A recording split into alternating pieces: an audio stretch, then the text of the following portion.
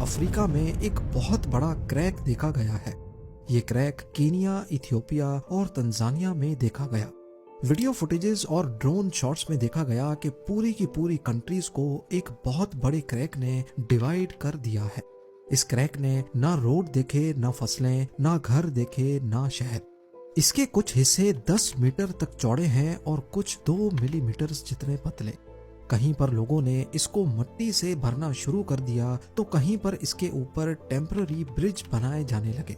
لوگوں کا خیال تھا کہ شاید نرم مٹی کسی وجہ سے بیٹھ گئی ہے۔ ناظرین، افریقن کانٹیننٹ کا نام سنتے ہی ہمارے ذہن میں آتا ہے کہ یہ سب سے گرم کانٹیننٹ ہوگا، لیکن ایسا نہیں ہے۔ افریقہ کی لوکیشن ارتھ کے ٹھیک سینٹر میں آتی ہے، یعنی پرائم میریڈین اور ایکویٹر کی لائنز جہاں آپس میں ملتی ہیں، ٹھیک اسی جگہ پر افریقن کانٹیننٹ موجود ہے۔ اب کیونکہ ایکویٹر سورج سے زیادہ قریب ہے، اسی وجہ سے افریقہ سب سے گرم ترین کانٹیننٹ ہے۔ لیکن اگر ہائیسٹ ٹیمپریچر کی بات کی جائے تو وہ USA میں ریکارڈ کیا گیا تھا۔ افریقہ گرم ترین کانٹیننٹ ہے، لیکن اس کا مطلب یہ نہیں کہ افریقہ میں سردی نہیں پڑتی۔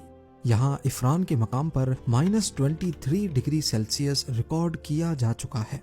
بات کی جائے رنگوں کی تو افریقن کانٹیننٹ یہاں بھی انوکھا منظر پیش کرتا ہے۔ نہ صرف رنگ بلکہ ہر معاملے میں افریقہ ایک طرف کافی ایکسٹریم ہے تو وہیں اس کا ہلکا مزاج بھی موجود ہے۔ مثال کے طور پہ دنیا کے 10 سب سے غریب ملک بھی افریقہ میں ہی موجود ہیں، اور انہی کی وجہ سے افریقہ دنیا کا غریب ترین کانٹیننٹ کہلایا جاتا ہے۔ لیکن وہ افریقہ ہی ہے جہاں دنیا کے سب سے زیادہ قیمتی منرلز پائے جاتے ہیں۔ وہی افریقہ جو دنیا کا غریب ترین کانٹیننٹ ہے، یہاں پر گیبون کے کیپٹل لبریویل کو ایئر 2000 میں دنیا کا سب سے مہنگا ترین شہر ڈکلیئر کیا گیا تھا، پیرس، نیو یارک اور سنگاپور سے بھی مہنگا۔ یہ سب سننے کے بعد کافی عجیب سا لگتا ہے، لیکن افریقہ میں صومالیہ کا کیپٹل موگادیشو دنیا کا سب سے خطرناک شہر مانا جاتا ہے۔ افریقہ کی ٹوٹل پاپولیشن 1.5 ارب ہے، لیکن بدقسمتی سے یہاں کی 40% آبادی الٹریٹ ہے، یعنی نہ ان کو پڑھنا آتا ہے نہ ہی لکھنا۔ پر دوسری سائیڈ پہ دنیا کی سب سے پرانی یونیورسٹی بھی ویسٹ افریقہ میں ہی پائی جاتی ہے۔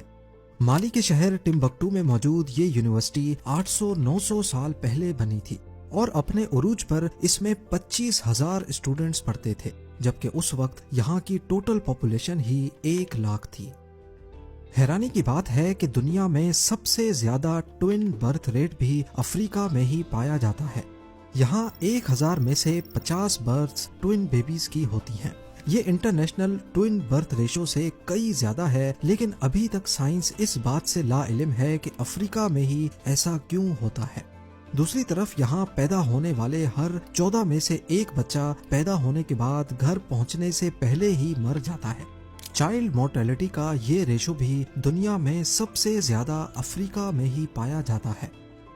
ایسٹ افریقہ میں کینیا اپنے رنرز کی وجہ سے خاصا مشہور ہے۔ 2010 میں کینیا کے رنرز نے 156 میں سے 126 انٹرنیشنل میراتھنز جیتے تھے۔ ان میں سے زیادہ تر چیمپئنز کلنجی نامی قبیلے سے تعلق رکھتے ہیں، پر سائنٹسٹ ابھی تک اس راز سے پردہ اٹھانے کی کوشش کر رہے ہیں کہ آخر اس قبیلے میں ایسی کون سی خاص بات ہے۔ دنیا کی سب سے جلدی ختم ہونے والی جنگ بھی افریقہ میں ہی لڑی گئی تھی، صرف 38 منٹس کی جنگ۔ 27 اگست 1896 کو یہ جنگ زنزیبار اور گریٹ برٹین کے درمیان لڑی گئی تھی۔ ہوا کچھ یوں تھا کہ 25 اگست 1896 کو زنزیبار کے سلطان حماد بن تھوئینی کی اچانک موت ہو گئی۔ ان کو ان کے ہی کزن خالد بن برگش نے زہر دے کر مارا اور زنزیبار کا نیا سلطان بن کر بیٹھ گیا۔ اس نئے سلطان کو جرمنی کی سپورٹ حاصل تھی، جبکہ برٹشرز چاہتے تھے کہ ان کی پسند کا نیا سلطان بنے۔ لہٰذا برٹش ملٹری نے نئے سلطان کو الٹیمیٹم دیا کہ وہ زنزیبار کے تخت کو صبح 9 بجے تک خالی کر دے۔ خالد بن برگش نے گریٹ برٹین کا حکم ماننے سے انکار کیا اور اپنے 2800 فوجی آئی لینڈ پر اپنے محل کے باہر کھڑے کر دیے۔ صبح 9 بجے جب الٹیمیٹم ختم ہوا تو برٹش رائل نیوی کی شپس نے آؤ دیکھا نتاؤ سلطان کے محل پہ گولوں کی بارش کر دی، اور 9:37 پہ محل کا جھنڈا اکھاڑ دیا۔ 38 मिनटों तक चलने वाली इस जंग में जहां सुल्तान के 2800 में से 500 फौजी मारे गए, वहीं ब्रिटिश नेवी का सिर्फ एक सेलर जख्मी हुआ था। अफ्रीका की बात हो और इजिप्ट के पिरामिड्स की ना हो, ऐसा कैसे मुमकिन है?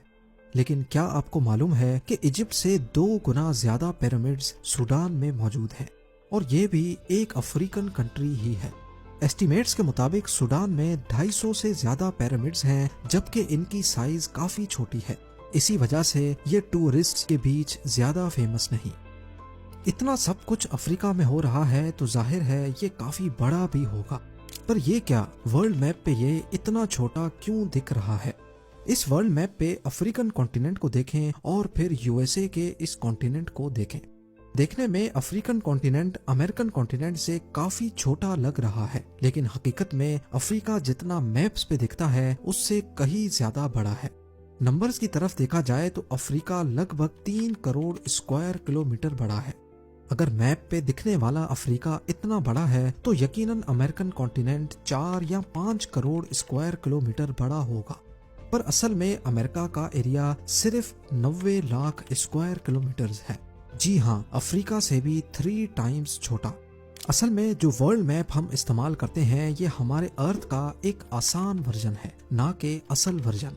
दुनिया का सही मैप मौजूद ही नहीं है और ना ही इसको परफेक्टली बनाया जा सकता है, क्योंकि हमारी दुनिया गोल है और फ्लैट मैप पे कॉन्टिनेंट्स और इनकी साइज को सही से बयान करना पॉसिबल नहीं है। इसकी एग्जाम्पल एक टेनिस बॉल की है जिस पर टेप चढ़ी हो।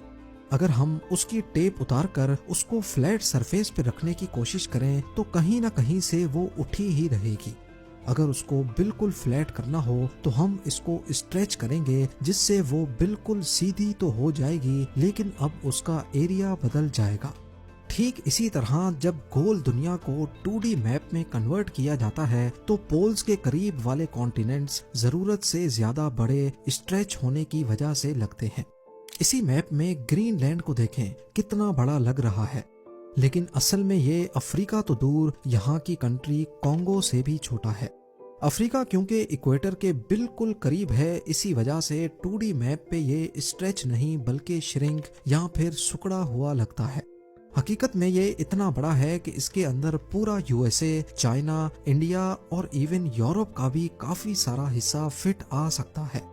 जियोग्राफी की बात हो ही रही है तो हम थोड़ा इसकी और गहराई में जाकर ये जानने की कोशिश करते हैं कि क्या अफ्रीका हमेशा से ही ऐसा था जैसा आज दिखता है? क्या कोई ऐसा टाइम भी था जब अफ्रीका बिल्कुल ही अलग दिखता था? साइंसदानों का कहना है कि हर 50 करोड़ सालों के बाद हमारे अर्थ की टेक्टोनिक प्लेट्स सारे कॉन्टिनेंट्स को आपस में जोड़ देती हैं, जिससे एक ही बड़ा सुपर कॉन्टिनेंट बन जाता है। आखिरी बार ये सुपर कॉन्टिनेंट 20 करोड़ साल पहले टूटना शुरू हुआ था, जिसको आज पेंजिया कहा जाता है। इस एनिमेशन में आप देख सकते हैं कि कैसे एक ही सुपर कॉन्टिनेंट टूटकर अलग अलग छोटे कॉन्टिनेंट्स में बंट गया। साइंसदानों का दावा आज प्रूव भी होता है, क्योंकि ईस्टर्न साउथ अमेरिका की शेप वेस्टर्न अफ्रीका के साथ एक पजल पीस की तरह मैच करती है। पेंजिया की इस थ्योरी को मजीद साबित करने के लिए साउथ अमेरिका और अफ्रीका में मीजोसोरस के फॉसिल्स मिले हैं, जिससे ये जाहिर होता है कि ये दोनों कॉन्टिनेंट्स जो आज समंदर पार हैं, ये असल में कभी एक ही हुआ करते थे। और साउथ अमेरिका में अमेज़न रेन फॉरेस्ट में पाई जाने वाली काफी स्पीशीज ऐसी हैं जो वेस्ट अफ्रीका के इन जंगलात में भी पाई जाती हैं। गूगल अर्थ पर भी आप अफ्रीका के इस हिस्से को ऐसा ही हरा भरा देख पाएंगे जैसा कि साउथ अमेरिका है। पर क्या अफ्रीकन कॉन्टिनेंट हमेशा ही ऐसा रहेगा? कॉन्टिनेंट्स के जुदा होने का ये प्रोसेस करोड़ों सालों से चलता आ रहा है और अभी तक चल रहा है। 2018 में खबरें गर्दिश करने लगीं कि अफ्रीका में एक बहुत बड़ा क्रैक देखा गया है। ये क्रैक कीनिया, इथियोपिया और तंजानिया में देखा गया। वीडियो फुटेजेस और ड्रोन शॉट्स में देखा गया कि पूरी की पूरी कंट्रीज को एक बहुत बड़े क्रैक ने डिवाइड कर दिया है।